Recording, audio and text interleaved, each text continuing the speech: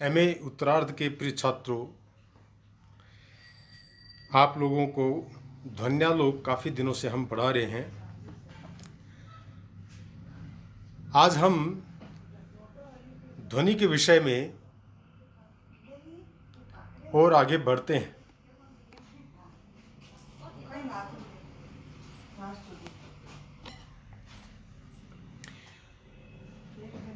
वह ध्वनि या व्यंग्य अर्थ या प्रतिमान अर्थ जिसकी चर्चा पिछले श्लोकों में हमने की थी और उदाहरणों से उसे वाच्यार्थ से भिन्न सिद्ध किया था, उसी बात को आगे बढ़ाते हुए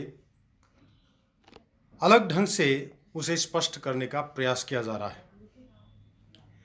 कि किस प्रकार से वाच्य अर्थ से वह प्रतिमान अर्थ भिन्न है और उसको कौन समझ सकता है। आचार्य आनंदवर्धन कहते हैं, सरस्वती स्वादु तदर्थ वस्तु निष्यन्दमाना महतां कवीनां अलोक सामान्यम अभिव्यनक्ति परिस्फुरन्तं प्रतिभा विशेषम। स्वादु तदर्थ वस्तु निष्यन्दमाना महतां कवीनां सरस्वती अलोक सामान्यम परिस्फुरन्तं प्रतिभा विशेषम अभिव्यनक्ति। अर्थात आस्वादमय रसभाव रूप उस अर्थ रूप तत्व को प्रवाहित करने वाली महाकवियों की वाणी अलौकिक और परिस्फुरित होती हुई प्रतिभा के विशेष को अभिव्यक्त करती है। इस श्लोक के द्वारा आचार्य ने यह स्पष्ट कर दिया है कि जो प्रतिमान अर्थ है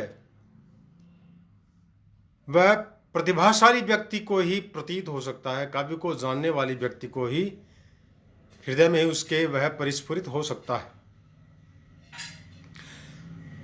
यहाँ पर जो अर्थ वस्तु है, इस शब्द को लेकर लोचनकार ने विशेष प्रकार की व्याख्या की है। उनके अनुसार यहाँ वस्तु शब्द अर्थ की व्याख्या करता है और तत्व शब्द अर्थ की व्याख्या है। भाव यह है, वस्तु अलंकार और रस रूप अर्थों में जो तत्व रूप है, यह अर्थ है अर्थ वस्तु शब्द का। परिस्फुरंतम अभिव्यनक्ति, इसका भाव अभिनव गुप्त ने इस प्रकार स्पष्ट किया है, सहृदयों में वह प्रतिभा अनुमीयमान नहीं होती अपितु उसके आदेश से भासित होती है। अर्थात नायक, कवि और श्रोता सभी को उसका समान रूप से अनुभव होता है।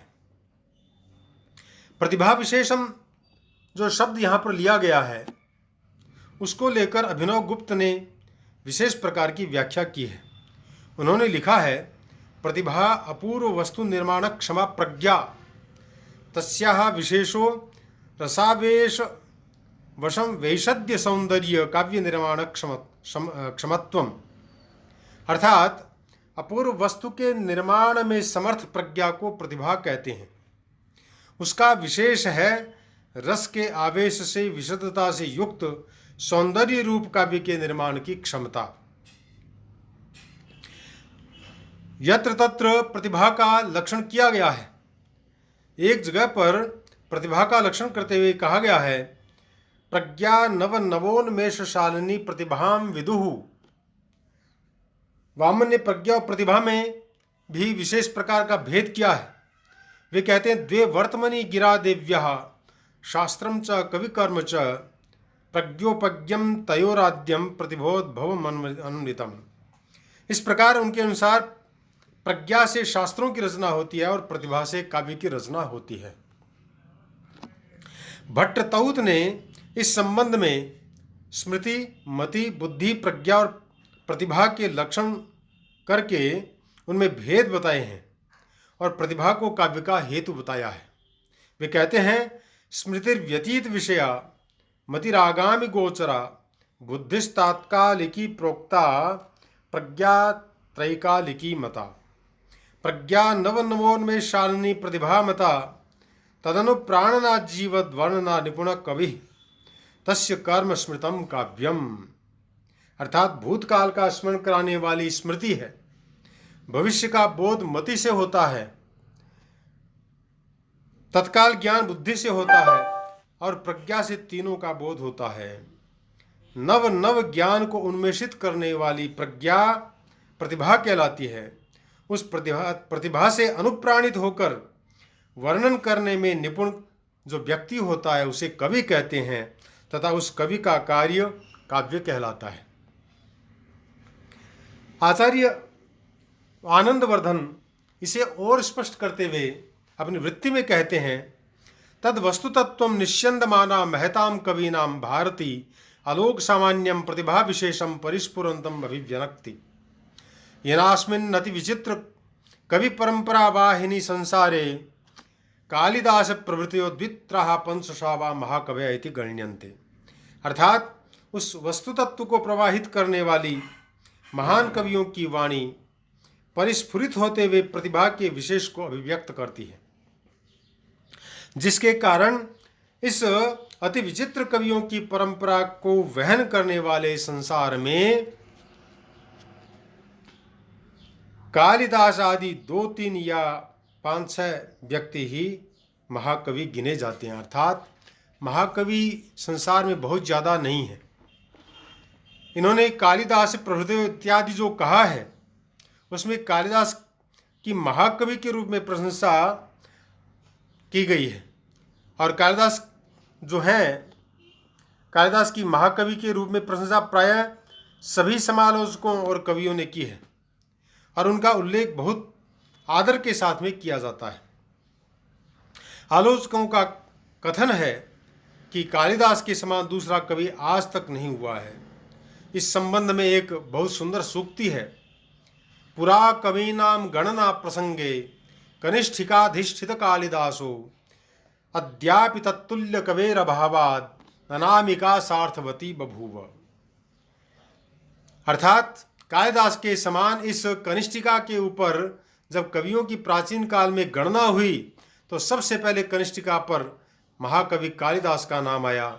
फिर पूछा गया कि कालिदास के समान और कौन कौन कवि हैं, तो उससे आगे बढ़ना ही संभव नहीं हुआ।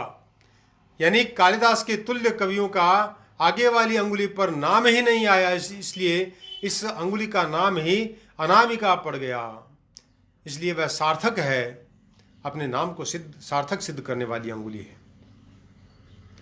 यहाँ पर द्वित्राः पंचशः वा ऐसा कहा गया है, तो द्वयोः वा त्रयोः वा इति द्वित्राः, पंच वा षड् वा इति पंचशः। यहाँ संख्यया व्यासन्नादुराधिक संख्या संख्यये इस सूत्र से बहुव्रीहि समास होकर बहुव्रीहौ संख्यये डच बहुगुणात् इस सूत्र से डच प्रत्यय की प्राप्ति हुई है। इस प्रकार से आचार्य आनंदवर्धन ने उस प्रतिमान अर्थ के लिए कहा है कि वह प्रतिमान अर्थ किसी महाकवि की वाणी में ही निवास करता है। जैसे महाकवि कालिदास, इस प्रकार के जो 2-4 महाकवि हैं उनकी वाणी में ही वह जो प्रतिमान अर्थ है वह होता है और उसकी प्रतीति किसी सहृदय सामाजिक को ही हो सकती है जो काव्य को समझ सकता है और उस काव्य को बनाने वाला कवि होता है। आगे फिर कह रहे हैं, इदम चापरम प्रतिमानस्यार्थस्य सद्भाव साधनम प्रमाणम। अर्थात प्रतिमान की सत्ता को सिद्ध करने वाला वह दूसरा और प्रमाण है। क्या प्रमाण है वह? तो श्लोक के अंदर बता रहे हैं, शब्दार्थ शासन ज्ञान मात्रेणैव न वेद्यते वेद्यते सतु काव्यार्थ तत्वज्ञैरेव केवलम। अर्थात वह प्रतिमान अर्थ केवल शब्द मात्र यानी व्याकरण शास्त्र आदि और अर्थशास्त्र आदि यानी जो कोश आदि हैं उनके जानने से विदित नहीं होता, अपितु केवल काव्य के अर्थ के तत्व को जानने वालों को ही विदित होता है। यानी शब्दकोश को देखने से किसी काव्य को और उस काव्य के अंदर स्थित जो प्रतिमान अर्थ है उसको हम समझ सकते नहीं हैं। क्यों? क्योंकि शब्दकोश में तो केवल वाच्यार्थ ही होता है, जबकि वह प्रतिमान अर्थ व्यंग्य है, उसे हम शब्दकोश के माध्यम से नहीं समझ सकते। वह तो प्रतिभाशाली व्यक्ति को ही वास्तव में ज्ञात हो सकता है। इसलिए वृत्ति के अंदर स्पष्ट करते हुए आचार्य आनंदवर्धन कहते हैं, सोऽर्थो यस्मात् केवलम काव्यार्थ तत्त्वज्ञैरेव ज्ञायते यदि च वाच्यरूप एवा असौ अर्थः स्यात् तद् वाच्यवाचक स्वरूप परिज्ञानादेव तत्प्रतीति स्यात् अथ च वाच्यवाचक लक्षण मात्र कृतश्रमाणां काव्यतत्त्वार्थ भावना विमुखानां स्वरस्रु इत्यादि लक्षणम इव अप्रगीतानां गांधर्व लक्षण विदाम अगोचर एव असौ अर्थः। बहुत सुंदर बात कही इन्होंने कि वह प्रतिमान अर्थ जो केवल अर्थ तत्व को जानने वाले हैं, प्रतिमान अर्थ को जानने वाले हैं, उनको ही विदित होता है। दूसरों को विदित कैसे नहीं होता है? तो कह रहे हैं क्योंकि इस प्रतिमान अर्थ को केवल काव्य के अर्थ को और उसके तत्व को जानने वाले ही जान सकते हैं। यदि यह अर्थ वाच्य रूप ही होता तो वाच्य और वाचक के स्वरूप के ज्ञान से ही उसकी प्रतीति हो जाती, और भी केवल मात्र वाच्य अर्थ एवं वाचक शब्द के लक्षण को जानने में ही परिश्रम करने वाले तथा काव्य के तत्व रूप प्रतिमान अर्थ की भावना से विमुख रहने वाले व्यक्तियों को वह प्रतिमान अर्थ उसी प्रकार अविदित रहता है जिस प्रकार उत्कृष्ट गाने का अभ्यास न करने वाले एवं संगीत शास्त्र अर्थात गांधर्व शास्त्र के लक्षणों का अध्ययन न करने वाले व्यक्तियों को स्वर, श्रुति आदि जो लक्षण हैं अर्थात उनके जो रहस्य हैं उनको जिस प्रकार से वे नहीं जान सकते हैं, वे उनके लिए अविदित रहते हैं। उसी प्रकार से जो प्रतिमान अर्थ है उसको केवल वाच्य अर्थ या वाचक शब्द को जानने वाले लोग ज्ञात नहीं कर सकते, उसको जान नहीं सकते। यहाँ पर कुछ खास शब्द आए हैं। अप्रगीता नाम यानी प्रकृष्टम गीतम गानम येषाम ते प्रगीता न प्रगीता इति अप्रगीता तेषाम इति अप्रगीता नाम। षष्ठी का बहुवचन का रूप है, अर्थात जिनका गाना उत्कृष्ट नहीं है, श्रेष्ठ नहीं है। कुछ संस्करणों में अप्रगीता नाम के स्थान पर प्रगीता नाम पाठ मिलता है।